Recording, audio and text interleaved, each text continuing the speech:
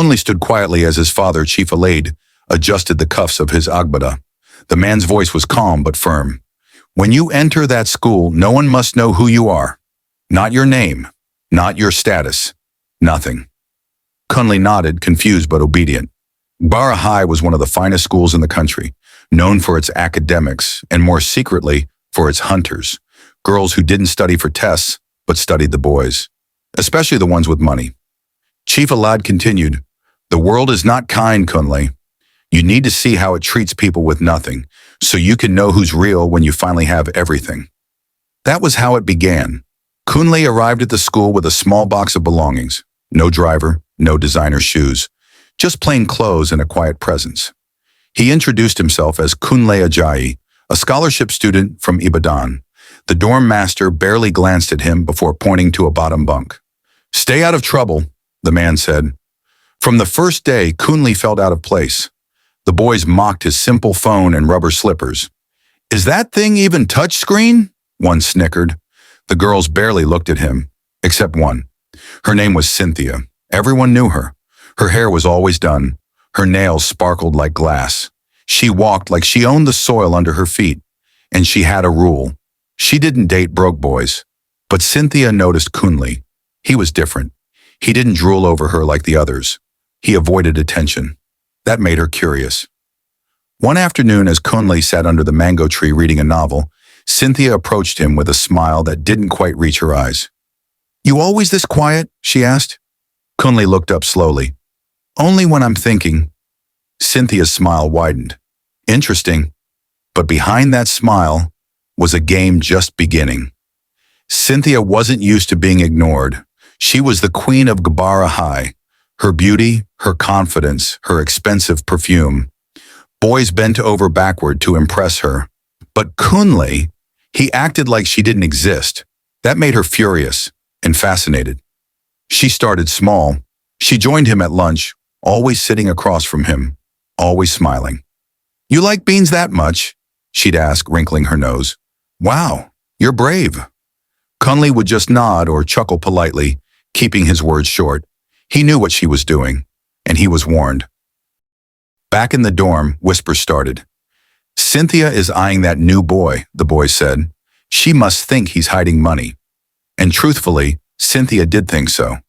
Kunle was too clean, his English too sharp, his books too organized for a boy with nothing. One day she made her move. She accidentally dropped her wristwatch near his locker. Kunle picked it up and returned it to her.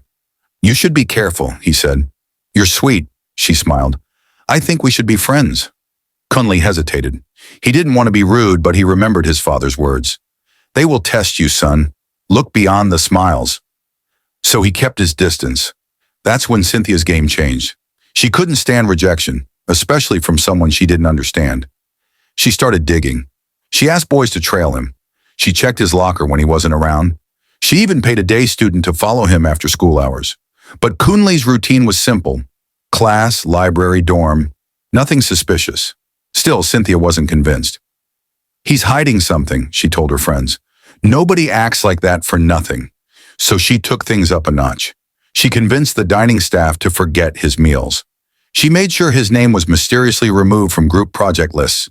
Even his class seat was suddenly changed to the back of the room, right beside the noisy window fan. Kunle endured it all, but it hurt. He sat alone. He ate last. He walked with his head low, not because he was ashamed, but because he was tired. Tired of being picked apart by people who didn't know his story. And in that pain, something deeper was growing. Strength.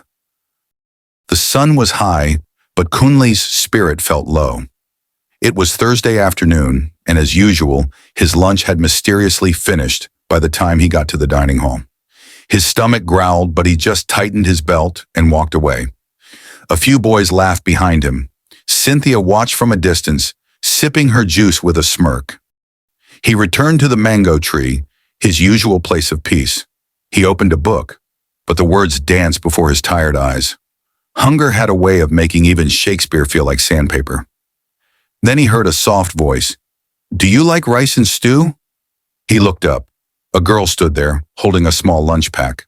Her eyes were kind, her uniform neatly ironed but modest. Her name was Adeshua. He had seen her around, always sitting quietly in class, barely speaking unless spoken to. I noticed you haven't eaten much this week, she continued, extending the pack. My mom always packs extra. You can have it. Kunle blinked, unsure. Why? She shrugged. Because you look like you need it, and because it's what I'd want someone to do for me. He took the food slowly, his hands trembling slightly. Thank you. They sat together under the tree, sharing rice in silence. It was the first real kindness Kunle had received since entering the school. That moment was the beginning of something new. Over the next days, Adeshwa walked with him. She defended him in class when others mocked him. When Cynthia's group tried to trip him during assembly, Adeshwa caught his arm and glared at them. She likes him, one of the girls hissed, and he's just pretending to be poor. Watch. But Adeshwa didn't care. To her, Kunle was more than rumors. She listened when he spoke. She laughed at his dry jokes.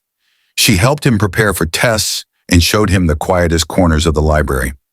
And slowly, Kunle began to smile again. But Cynthia noticed, and she hated it, because the boy who had rejected her was now happy with someone else. And worse, it was someone Cynthia considered beneath her. That's when her games turned cruel. It started with a stain. One Monday morning, just before the morning assembly, Adeshwa opened her locker to find her uniform splashed with palm oil. Bright red, greasy stains ruined the blouse.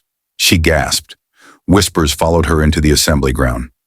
She looks like she fought a bowl of jollof rice, someone muttered. Others laughed. Adeshwa kept her head up, but Kunle saw the hurt in her eyes. He knew who did it. Cynthia stood at the back, arms folded, watching like a queen inspecting her chaos. Later that day, things got worse. A rumor spread like wildfire. Adeshwa used love potions on Kunle. Some said she visited the herbalist near the market. Others claimed they saw red strings under Kunle's pillow. None of it was true, but lies always travel faster than truth.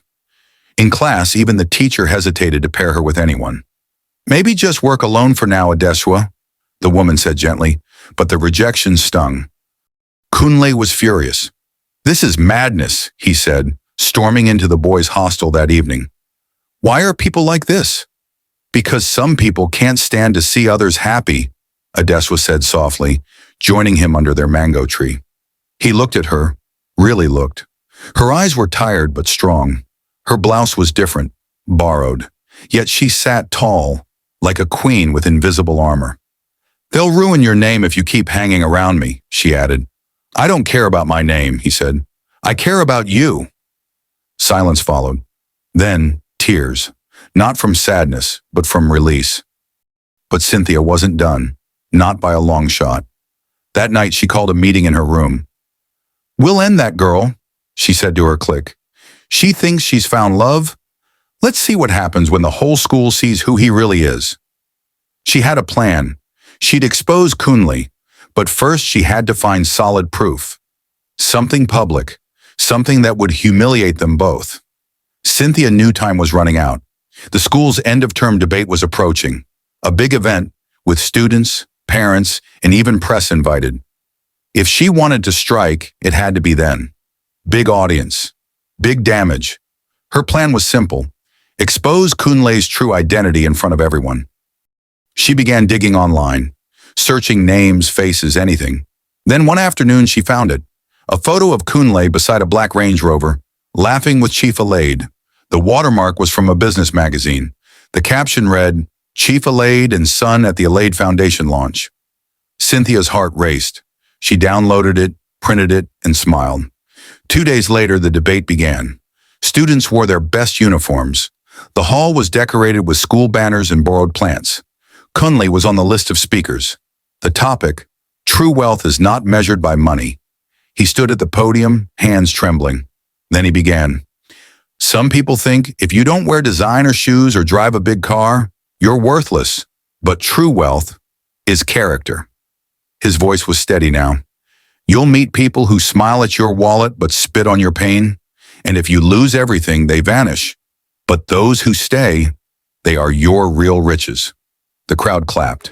And just then, Cynthia made her move. She stood at the back of the hall, held up a large poster and shouted, "Here's your humble scholarship boy." Gasps filled the room. The photo of Kunle with his billionaire father stared at everyone from the back wall. A teacher rushed to her. "What is this nonsense?" Cynthia laughed. "He lied to all of you. He's not poor. He's Chief Alad's son. He came here to play us all." The room buzzed. Students whispered. Phones came out. Some stared at Kunle with shock. Others looked disappointed. A few even looked angry. Kunle stood frozen. His secret, his only protection, was gone. Adesha stood too, heart pounding. All eyes were now on them. The truth was out. But what happened next surprised everyone. For a few seconds, the hall was filled with nothing but silence and flashing camera lights. Then a student shouted, "So he's been lying to us all along?" Another murmured, "Is that why he was always so quiet?" Kunle's heart thudded. His knees felt weak, but he stayed rooted. His eyes scanned the room, faces twisted in judgment, confusion, betrayal. But in the corner of the hall, he saw her, Adesua. She didn't look shocked. She didn't look hurt. She looked calm, like someone who had already known and chosen not to care. She stood slowly. "If I may speak," she said, her voice clear, slicing through the noise. The principal raised a hand. "Go ahead." Adesua stepped forward and faced the crowd. "Yes, Kunle is Chief Alad's son. Yes, he hid it. But let me ask, if he had come here in fancy clothes, with bodyguards and a gold watch, would you have treated him better?" The crowd fell quiet. "You mocked him. You stole from him. You made him beg for food. And all that was fine because you thought he was poor. So tell me, who lied to who first?" A few students dropped their eyes. Some teachers nodded. Cynthia crossed her arms. "He still deceived us." Adesua turned to her. "No, he protected himself. Because people like you only see wealth. You don't see people." Gasps. Kunle walked to her slowly and stood beside her. "She's right," he said. "My father sent me here to learn what money can't buy. And I did. I found someone who saw me, not my bank account." The principal took the microphone. "This school was built to educate the mind and shape the heart. What we saw today was both." He turned to Cynthia. "And bullying, manipulation, and public humiliation will not be tolerated. Expect disciplinary action." Cynthia's face fell. The students began clapping, slowly at first, then louder. Not just for Kunle, but for Adesua, for truth, for courage. And for the first time since he arrived, Kunle felt free, truly free. By the next day, everything had changed. Kunle walked through the school compound and heads turned, but not with mockery. Now there was awe, respect, curiosity. The same boys who once laughed at his slippers now nodded at him. Some whispered apologies. Some tried to start small talk. But Kunle didn't rush to accept anyone. He remembered the days of loneliness, the silence at lunch, the cold stares, and he remembered who stood by him when it cost her everything. Adesua. She remained the same, calm, quiet, focused. She still wore her simple clothes, still carried her patch bag, still walked with dignity, but her life had become harder. Cynthia's clique was not done. With their queen suspended for bullying, they became desperate. They spread new rumors, that Adesua had known all along and was using Kunle to climb, that she was pretending to be sweet but was just another gold digger who succeeded where Cynthia failed. "She's clever," one of the girls whispered. "She played the long game." Some students believed it. Others didn't know what to think. Adesua began eating alone again. Her assignments got lost before she could submit. Her locker was tampered with, again. Kunle noticed. He confronted one of the girls after class. "You think this will break her?" She rolled her eyes. "She's not special, just lucky." "No," he said. "She's stronger than all of you combined." That evening, Kunle posted a message on the school's online board. No name, no fancy words, just truth. When someone stands by you in your worst moments, that's love. When they're punished for kindness, that's injustice. And when we stay silent about it, that's cowardice. The post went viral across the school. One by one, students began posting replies, some apologizing, some defending Adesua. A few even came forward with stories of what she'd done for them in the past, tutoring, lending pens, helping with notes, calming nerves before tests. Slowly the tide shifted again, this time towards Adeshua. She didn't fight. She didn't explain. She just endured. And in her silence, she gained more power than all of Cynthia's noise. The end-of-term prize-giving day arrived with sunshine and soft drums playing in the school hall. Parents filled the chairs. Teachers wore their best clothes. Awards would be given for academics, sports, leadership, and something new this year, character and integrity. Kunle sat near the back, wearing a simple white shirt and black trousers. He didn't need to sit in front anymore. People knew who he was. He had nothing left to prove. Beside him, Adeshua sat quietly, her face glowing with humility. Her shoes were still worn, her bag still old. But her name now carried weight, not because of wealth, but because of worth. When the principal climbed the stage, he gave a short speech about courage and kindness. Then he called Kunle. The room clapped. Kunle Alade, the principal said, has reminded us that wealth isn't in pockets, but in principles. Kunle shook hands, bowed slightly, and returned to his seat. But before he could sit, the principal raised his hand again. There's one more award, he said. We created this last week because we realized something. He paused. There are people who don't fight battles with fists, but with patience. People who stand for others, even when it costs them. People who change hearts without shouting. The crowd was silent. And so, the Character and Integrity Award goes to Adesua Adeyemi. Gasps, then thunderous clapping. Adesua froze. Kunle nudged her. Go on, he whispered, smiling. She rose slowly, walked to the stage with grace, and received her plaque. Her hands trembled. Her eyes glistened. She said no words, just bowed deeply. After the ceremony, many came to greet her. Even some of the girls who once joined Cynthia in mocking her now avoided eye contact or muttered quick apologies. Kunle and Adesua stood together in the courtyard, beneath the old mango tree. You know, he said softly, my father always says the richest people are those who find someone real before they become something great. Adesua smiled. Then you're already rich. They laughed. Cynthia watched from afar. She had lost her throne, not to power, but to purity, to something she never understood. And as the school term ended, one thing was clear. In a place full of gold diggers, the richest love was the one not bought, but earned.